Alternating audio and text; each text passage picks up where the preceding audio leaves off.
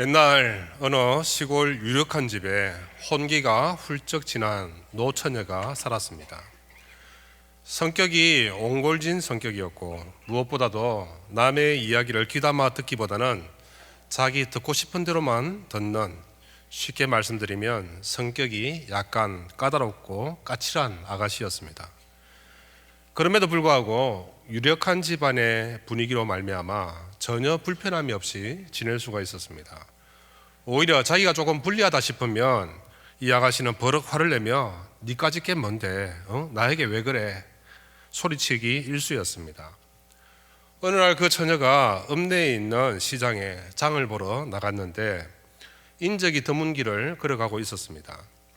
그런데 언제 나타났는지 자신의 뒤를 따라오는 우락부락하게 생긴 범죄형으로 생긴 남자가 따라오는 것을 보았습니다. 처녀는 순간 무서운 생각이 들어서 앞만 보고 발걸음을 재촉하기 시작했습니다. 그때 뒤에서 소리가 들려옵니다. 같이 가 처녀, 같이 가 처녀. 소름이 쫙 끼치며 이 노처녀는 너무나 무서워서 풀썩 그 자리에 주저앉아 버렸습니다.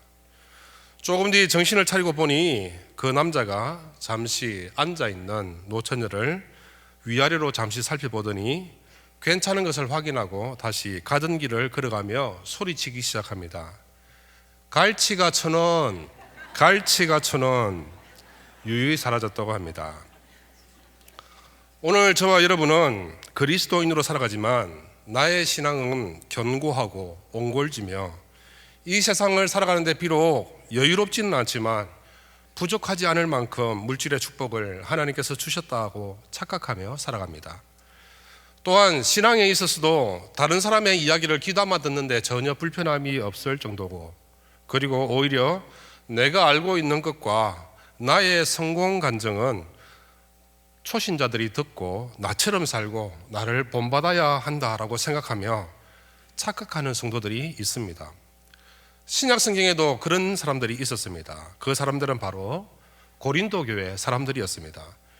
고린도 교회 교인들의 착각이 어느 정도였는지 바울의 표현에 의하면 고린도전서 4장 8절 말씀에 너희가 이미 배부르며 이미 풍성하며 우리 없이도 왕이 되었도다 표현합니다. 그들은 왕처럼 교회 안에서 지배했고 군림하는 사람들이었습니다. 착각한 것이죠. 이런 고린도 교회를 향해서 바울은 말합니다. 아주 신랄하게 비판합니다. 그 비판이 어느 정도였냐면은 고린도전서 4장 10절 말씀에서 우리는 그리스도 때문에 어리석으나 너희는 그리스도 안에서 지혜롭고 우리는 약하나 너희는 강하고 우리는 비천하다. 사랑하는 성도 여러분, 혹시 저와 여러분의 신앙의 생활의 모습이 고린도 교회 교인들의 모습처럼 우리가 믿고 있는 예수 그리스도의 십자가 복음을 우리는 받아들였는데 그 복음이 내 안에서 변질되어져서 나는 착각 속에서 신앙생활하고 있는 것은 아닌지 돌아볼 필요가 있습니다. 고린도 교회에 몇 가지 문제가 있었다는 것은 아마 여러분들도 잘 알고 계실 것입니다. 그 문제에 대해서 사도 바울은 마치 부모가 자녀를 사랑하는 마음으로 타이르듯이 권면했던 것을 볼 수가 있습니다. 그런데 고린도 교회 교인들의 모습은 바울의 진심을 알기보다는 오히려 자기가 듣고 싶은 대로 갈치가 1,000원을 가치가 1,000유로 착각하며 자기 나름대로 복음을 해석하는 일들이 있었습니다. 착각하다 못해서 자기 뜻에 맞는 사람들끼리 뭉쳐서 교회 내에 여러 개의 세력을 형성하기도 했습니다. 고린도 교회는 설립 초기부터 급격하게 성장한 교회로 사도행전 18장에서는 고린도 교회의 모습을, 부흥 성장하는 모습을 잘 그려주고 있습니다. 교회가 갑자기 성장하다 보니까 신학이 제대로 받쳐주지 못했고, 이것은 초기 기독교 모습에 교회의 모습 가운데 한 번도 경험해보지 못했던 일들을 만들어내더니 급기야 이편 저편 나뉘더니 서로 싸우기 시작한 겁니다. 그런데 문제는 여기서 그치지 않습니다. 문제의 심각성이 점점 더해져 갑니다. 교회에 문제가 생겼으니까 바로 잡아야 되겠지요. 그래서 따라서 사도 바울은 고린도 교회가 가지고 있는 문제를 해결하기 위해서 좋은 해결 방안을 제시하기 위해서 편지를 쓰게 됩니다. 어떤 해결책을 제시했을까요? 당장 고린도 교회 어깨에 잔뜩 들어가 있는 힘을 좀 빼야 되겠다 생각한 것이죠. 바울은 교회가 회복되기를 진심으로 바라며 아주 간곡한 표현으로 편지를 고린도 교회에 쓰게 됩니다. 총 3개의 편지를 썼는데 저와 여러분 가운데 남겨진 것은 2개의 편지밖에 남지 않았습니다. 바로 고린도전서와 고린도후서입니다. 편지를 좀 꼼꼼히 살펴서 읽어보면 고린도 교회의 문제들은 충분히 해결할 수 있는 좋은 내용의 편지였습니다. 그런데 이런 좋은 내용의 편지를 고린도 교회는 받아들고서 또 이상한 착각을 합니다. 고린도 교회는 사도 바울의 본심을 착각하여서 이번에는 사도 바울의 사도의 자격을 논하기 시작했습니다. 따지기 시작했죠. 야, 사도 바울 네가 뭔데 우리 고린도 교회에게 이런 소리를 하냐? 네가 예수님이라도 되냐? 너는 언제 예수님이라도 한번 따라다닌 적이라도 있느냐? 네가 찍게 뭔데 사도 코스프레 하고 그래? 이런 모습입니다. 이건 바울을 통해서 예수 그리스도의 십자가의 복음을 받아놓고 복음 전한 사람에게 그 자세가 틀렸다고 문제 삼는 격이죠. 실컷 물에 빠진 사람 구해줬더니 보따리 내놓으라는 격입니다. 처음에 고린도에 도착한 이후로 1년 6개월 동안 사도 바울은 예수 그리스도의 복음을 열심히 고린도 지역에 전했는데 그 노력이 수포로 돌아갈 상황입니다. 고린도 교회는 쪼개질 위기고 고린도 교회는 힘을 주어도 너무 주었습니다. 만약 이런 고린도 교회를 향해서 여러분들이 한 말씀 그 교회를 향해서 드린다면 어떤 말씀을 드리겠습니까? 어떤 분들은 분노하지 않겠습니까? 그런데 사도 바울은 그러진 않았습니다. 그런 고린도를 향해서 전혀 뜻밖의 메시지를 던집니다. 그 이야기의 핵심은 내가 약할 때에 그때에 강함이라. 사도 바울은 고린도 교회를 향한 편지의 글 중에서 가장 힘주어 강조하는 표현은 아스데네스, 즉 약함입니다. 사도 바울은 고린도 교회를 향하여서 고린도전서와 고린도후서에서만 총 23번 아스데네스에 대해서 말합니다. 이 짧은 편지에 23번을 언급합니다. 놀랍지 않습니까? 그리고 이 구절된 구절들은 모두 다 연결되어져 있습니다.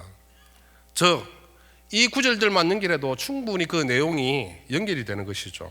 아주 대단한 문장가입니다. 즉, 이 연결된 단어를 통하여서 이토록 많이 쓴 이 단어의 의미, 그것은 약함, 아스데네스입니다.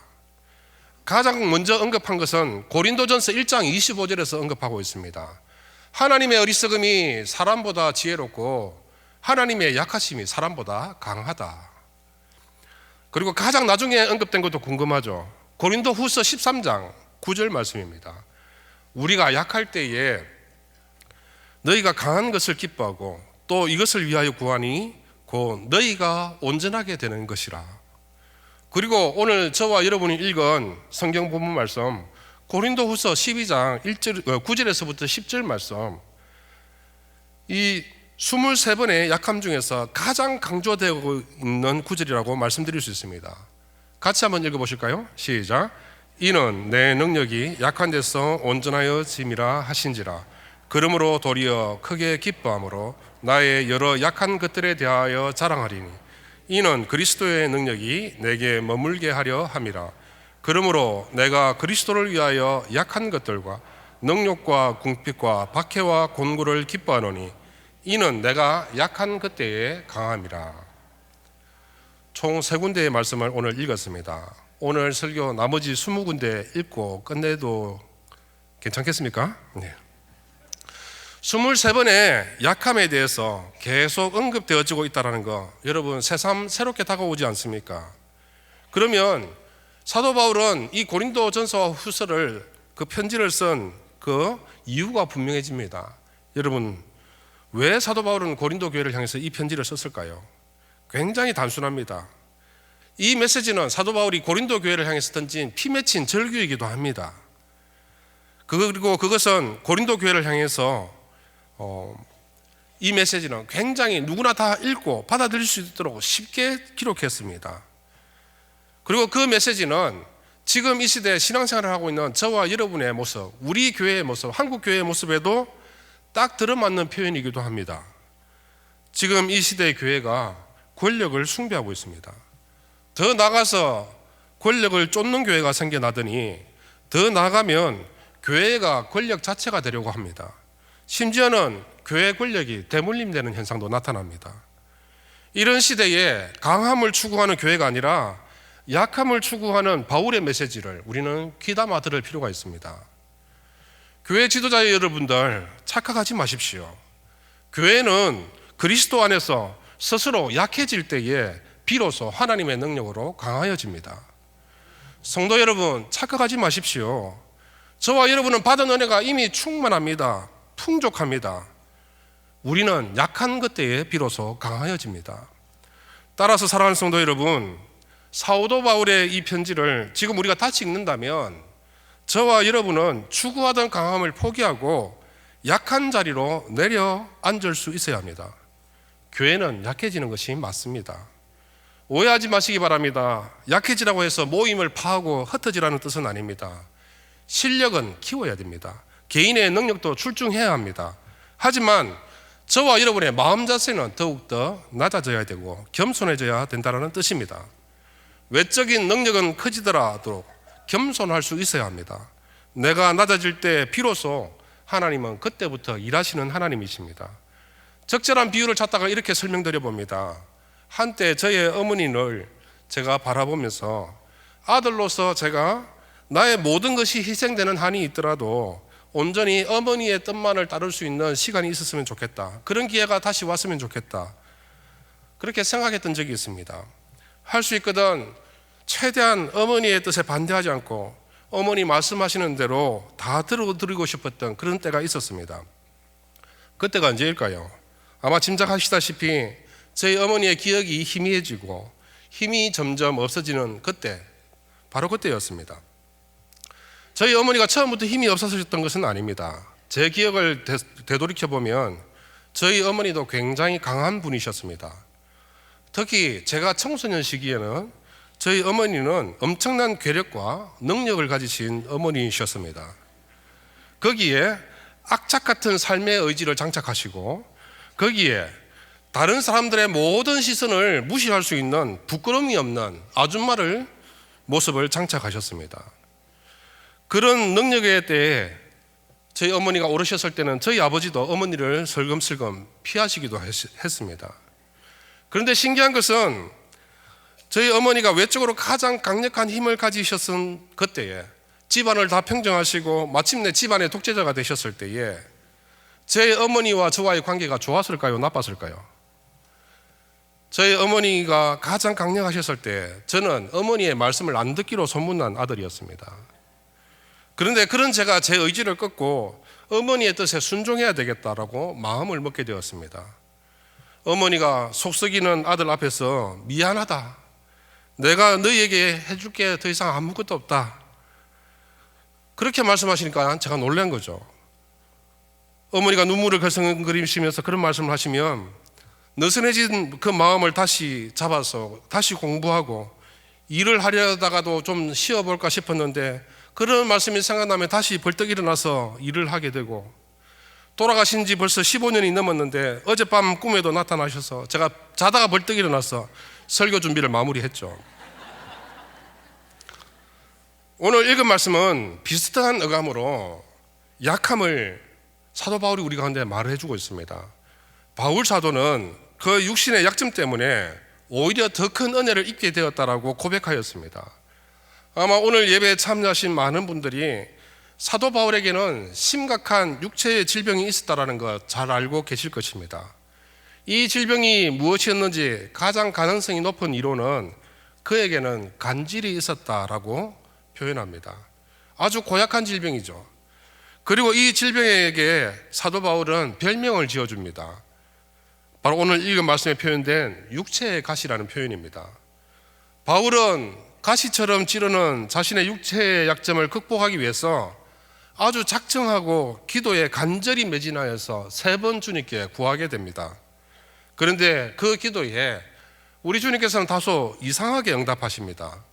본문 9절에 보면 간절히 기도한 사도 바울에게 하나님은 내 은혜가 내게 족하다. 이는 내 능력이 약한 데서 온전하여짐이라. 우리는 기도하는 것이 가끔 하나님의 응답이 조금 내 뜻과 다르게 응답되어지는 것을 가끔 경험합니다. 하나님은 그러실 수 있는 분이십니다. 하나님의 그 응답이 그렇게 나왔다 하더라도 사도 바울은 조금도 실망하지 않았던 것을 보게 됩니다. 그리고 오히려 10절의 말씀처럼 내가 그리스도를 위하여 약한 것들과 능력과 궁핍과 박해와 공고를 기뻐하노니 이는 내가 약한 그때에 곧 강함이라고 말씀합니다. 그러므로 사랑하는 성도 여러분, 저와 여러분에게 육체와의 가시와도 같은 그런 약점이 있다고 해서 여러분 너무 좌절하지 마십시오.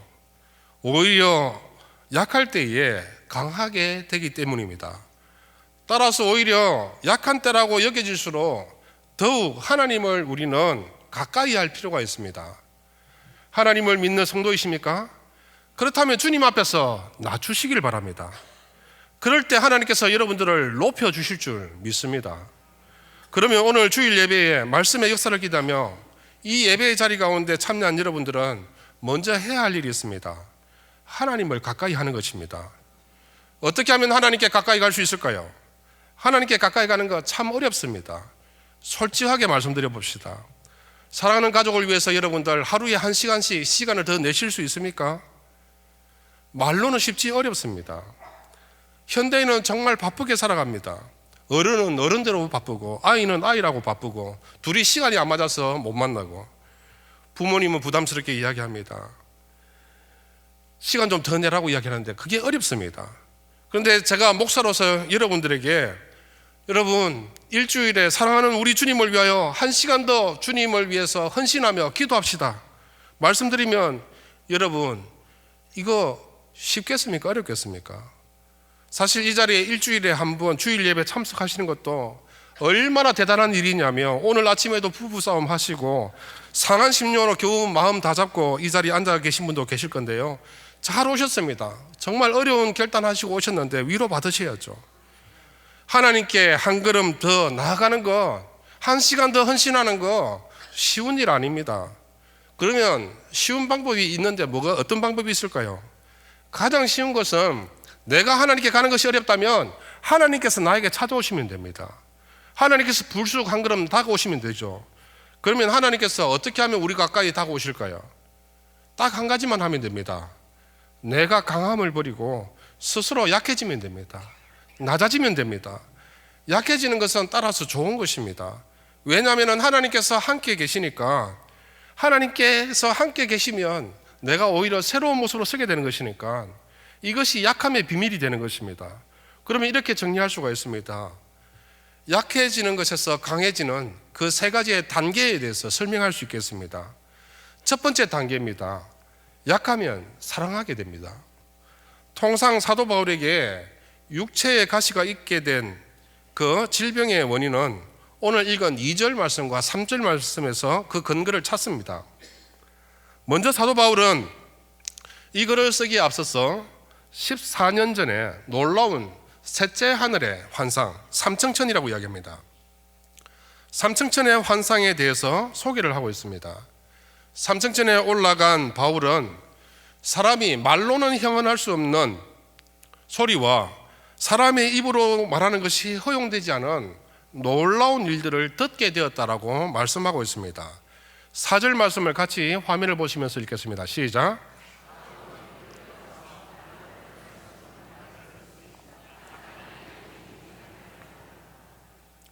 이 구절을 통해서 짐작할 수 있는 것은 사도 바울이 특별한 하나님을 경험하는 체험이 있었고 그가 그곳에서 하나님의 엄청난 사랑을 말로 표현할 수 없는 말을 사람이 가히 이르지 못하는 말을 하나님께로부터 받았다는 것이죠. 많은 신학자들이 공통되게 이야기하는 바는 사도 바울은 이 삼층천의 체험 이후에 육체의 질병이 생겼다라고 말합니다. 외부적인 하나님의 임재 체험이 있었는데 그의 육신은 약해지게 된 것이죠. 약해지게 된 질병은 사도 바울의 사역에 잠시 방해가 됩니다. 오죽했으면 바울은 그것을 위해서 기도했고 그것에게 별명까지 지어주었습니다. 그것이 사탄의 사자라고 이야기합니다. 마음은 원인데 육신이 악하여 그 사역에 심각한 장애로 느꼈다라고 표현합니다. 그래서 사도 바울은 하나님께 하나님 제발 이것 좀 제거해 주십시오. 3번 간절히 기도했는데 그 기도할 때마다 하나님께서 응답하신 것은 내 은혜가 내게 족하다 말씀하신 것이죠. 인류 역사상 가장 위대한 사도가 누구일까요? 수없이 많은 사도 중에서 역사상 가장 위대한 사도는 의심할 것도 없이 바로 사도 바울입니다. 그러면 한번 생각해 볼 필요가 있습니다. 도대체 사도 바울은 실수가 많은 사람일 것인데 왜 그는 이토록 놀라운 사역을 위대하게 해낼 수 있었을까요? 그의 사역의 원동력은 무엇일까요? 그것이 우리 주님의 혹시 진심 어린 이 삼층천의 체험에서 바울에게 들려주신 그 한마디가 아닐까요? 삼층천 체험에서 하나님께로부터 엄청난 사랑, 가히 말로 표현할 수 없는 사랑, 그 고백을 하나님께로부터 직접 들었다. 그리고 그 들은 말씀이 자기 내면 가운데서 살아 움직이고 있었다. 그것이 원동력이 된 것은 아닐까요? 저와 여러분은 부모님의 진심 어린 한마디를 때로는 목숨처럼 지키기도 합니다. 부모님의 말씀도 그렇게 지킬진데 우리 주님께서 바울에게 직접 하신 한 말씀, 그거 바울이 지키려고 발버둥 치지 않았겠습니까? 주님께서 바울에게 주신 한마디가 뭔지 다시 기억해야 합니다. 바울로 하여금 말로 형용할 수 없는 고생과 핍박과 박해 속에서도 온전히 그리스도의 사랑에 매여가지고 그가 고백했던 말은 하나님께서 들려주셨던 말씀, 너는 약하지만 내가 너와 함께 할 거야. 내가 너와 함께하면 너는 문제없어. 이 말씀이 사도 바울을 가슴 뛰게 했던 말씀이 아닐까요? 더 강해질 필요가 없습니다. 하나님께서 한짓게 하시겠다는데 무슨 다른 것이 필요합니까? 십자가의 사랑 하나면 충분합니다. 옆에 분하고 인사 한번 하실까요? 십자가 사랑 하나면 충분합니다. 인사하시겠습니다. 지금 여러분들은 무엇이 문제입니까? 교회가 약해지는 거, 내가 조금 힘이 없어지는 거, 그것이 문제입니까? 아닙니다. 하나님께서 살아서 역사하시는 동안 교회는 계속 될 겁니다. 교회가 문제는 있지만 교회는 소멸되지 않을 것입니다. 왜냐하면 교회는 하나님의 생명력을 이어가는 곳이거든요. 그러면 도대체 무엇이 문제일까요? 교회가 약해지는 것이 문제가 아니라 교회에 그리스도의 사랑이 없어지는 것이 문제입니다. 그러면 그 사랑을 어떻게 채울 수 있을까요? 성도와 교회가 약해져야 됩니다. 하나님께서 강하게 살아나셔야 됩니다. 하나님의 능력이 교회 가운데 나타나야 합니다. 그런 여러분들의 삶이 되시고 그런 무화교회가 되길 주님의 이름으로 축원합니다. 두 번째 단계는 약하면 성령에 붙들리게 된다입니다. 보통 사람들은 손해를 입거나 피해를 입으면 그 순간부터 복수를 꿈꾸게 됩니다. 복수를 꿈꾼다는 것은 당장 내 힘으로 나에게 피해를 준 사람에게 타격을 가하는 것, 직접 피해를 입히겠다는 것, 그것이 복수입니다. 하지만 성령에 붙들린 사람은 다릅니다. 성령에 붙들린 사람은 자기 감정대로 사는 것이 아니라 조금 미운 마음이 생기다가도, 복수의 마음이 불타오르다가도 성령님께서 원하시면 당장 그만둘 수 있는 사람입니다. 6절 말씀을 같이 한번 읽겠습니다. 시작. 내가 만일 자랑하고자 하여도 어리석은 자가 되지 아니할 것은 내가 참말을 함이라. 그러나 누가 나를 보는 바와 내게 듣는 바에 지나치게 생각할까 두려워하여 그만두노라. 지나치게 생각할까 두려워하여 그만두노라. 여기에 비밀이 있습니다.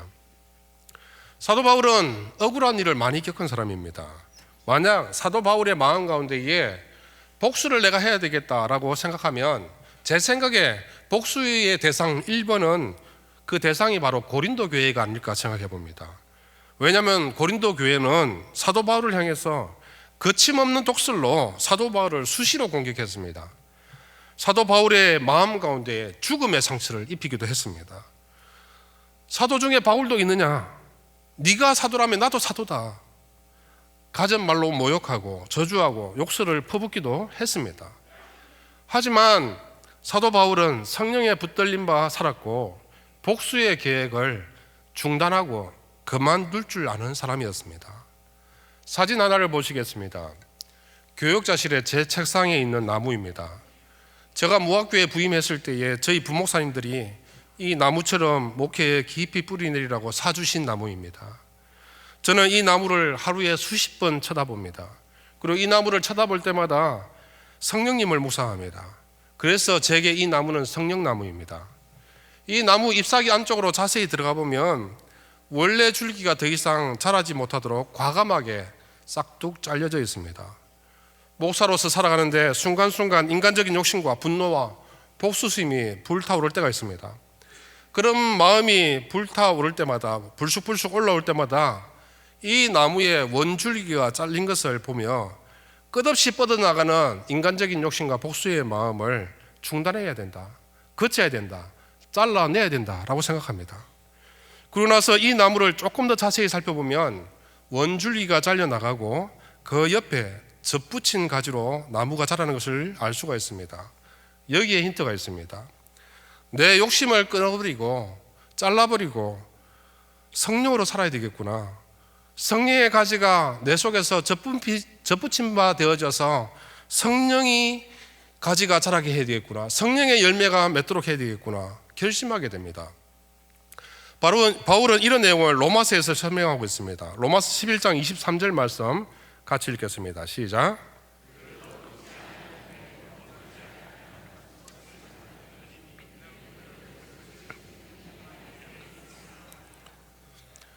성령에 붙들린 삶을 사시기로 결단하는 분들은 자신의 욕심의 원줄기를 자르고 욕심과 분노의 복수를 그만두셔야 합니다. 잘라내시길 바랍니다. 조금 약해져도 괜찮습니다. 강한 것을 조금 포기해도 괜찮습니다. 오히려 내가 잘려서 겸손하여 약하여지면 그때부터는 성령님께서 일하실 것입니다. 약하면 성령을 붙들게 되어 있습니다. 성령의 가지가 그때부터 자라게 될 것이고 성령의 열매가 그때부터 열매 맺기 시작할 것입니다. 세 번째 단계는 따라서 내가 약한 그때 곧 강하게 된다입니다. 약해지면 사랑하는 것도 알겠고 약해지면 성령을 의지하게 되는 것도 알겠는데 아는 것만으로도 사도 바울은 충분한데 사도 바울은 지혜로워서 충분히 알려만 주셔도 사도 바울은 눈치챘을 것인데 그런데 왜 하나님께서는 사도 바울에게 육체의 가시를 주셨을까요? 실제로 사도 바울이 가졌던 육체의 가시는 사람들에게 많은 오해를 불러일으켰습니다. 죽은 자를 살리고 바울이 사용했던 손수건만 귀신 들린 자 위에 올려놓으면 귀신이 떠나가는 놀라운 능력이 사도 바울에게 있었습니다. 그런데 그런 사도가 정작 자기의 질병 하나 못 고치고 있었다는 것입니다. 사도 바울 입장에서 자기가 가진 질병 때문에 얼마나 상심했는지 비슷한 질병에 걸려본 사람은 아마 아실 것입니다. 저도 10년 동안 질병으로 약을 먹은 적이 있습니다. 비타민C 말고요. 목사로서 아픈 사람을 위해서 치유를 위해서 기도하는 경우가 종종 있습니다. 기도할 때마다 어떤 분들은 나았다는 분도 계십니다. 하지만 제 마음 한켠 가운데에 하나님 왜 제 질병은 안 고쳐주세요? 참 하나님은 희한하시네요. 이렇게 기도했던 적도 있습니다. 그런데 9절 말씀을 함께 보겠습니다. 같이 읽겠습니다. 시작. 나에게 이르시기를 내 은혜가 내게 족하도다. 이는 내 능력이 약한 데서 온전하여 짐이라 하신지라. 그러므로 도리어 크게 기뻐함으로 나의 여러 약한 것들에 대하여 자랑하리니 이는 그리스도의 능력이 내게 머물게 하려 함이라. 바울의 육체의 가시에 대한 하나님의 결론은 내가 받은 내 은혜가 내게 족하다입니다. 즉 가시가 은혜라는 것입니다. 만약 가시가 없었다면 나는 하나님 없이도 충분히 잘 살 수 있다 착각하며 살았을 것입니다. 갈치가 천원을 가치가 천여로 자기 마음대로 듣는 것처럼 하나님의 뜻을 오해하며 자기 마음대로 입맛대로 말씀을 변형시키면서 착각하며 살았던 것이겠죠. 그래서 하나님께서는 다분히 착각할 가능성이 높은 저와 여러분을 낮추시기 위해서 육체의 가시도 주실 수 있는 분이십니다. 따라서 육체의 가시는 하나님의 은혜입니다. 가시는 내가 가진 한계와 연약함을 발견하는 하나님께서 주신 은혜입니다. 육체의 가시는 하나님을 발견하게 하는, 하나님을 떠올리게 하는 기억의 매개체입니다. 따라서 오늘 예배에 참여하신 사랑하는 모든 성도 여러분, 오늘 이 마음을 품고 세상 가운데로 담대히 걸어가시길 바랍니다. 내가 연약함 가운데 처하는 것은 하나님께서 더욱 나에게 가까이 오시겠다라는 그 말씀이 되고, 하나님께서 나에게 더욱더 가까이 다가오시니 우리는 천국 가는 길이 나에게 열려졌다 생각하시기 바랍니다. 하나님의 그 능력과 하나님의 그 사랑하심과 하나님의 그 실존이 나에게 가까이 다가오니 나에게서 하나님의 능력이 폭발하게 된다. 따라서 내가 약할 때 하나님의 은혜가 쏟아진다 고백하시기 바랍니다. 도대체 제가 10년 동안 먹었던 약은 그러면 지금 먹고 있을까요? 안 먹고 있을까요? 상상에 맡깁니다. 사랑하는 성도 여러분, 강해야 산다라는 착각을 버리시기 바랍니다. 나를 연약하게 만드는 가시를 바라보면서 스스로를 축복하시기 바랍니다. 나는 이 가시 때문에 나에게도 하나님께서 찾아오시는구나 고백하시면서 오히려 감사하시기를 바랍니다. 약함으로 사랑하시고 약함으로 성령님을 의지하시고 육체의 가시 때문에 나는 더욱 강하게 된다고 고백하는 모든 성도님들의 삶이 되시길 주님의 이름으로 축원합니다.